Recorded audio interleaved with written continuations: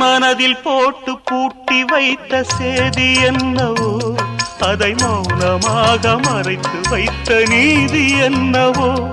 நீ நிலவு போல தேய்ந்து போக நெஞ்சம் தாங்குமா? உன் நிலைமை இன்று தெரிந்த பின்பும் கண்கள் தூங்குமா? நான் கொண்ட பூச்செண்டை நோய் கொண்டு போகாமல் காப்பே. என் ஜீவன் நான் தந்து உன் ஜீவன் நலம் வாழ பார்ப்பேன். இன்னும் சொல்லவா, சொன்னால் துன்பம் அல்லவா?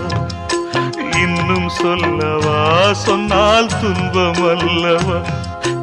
இன்னும் சொல்லவா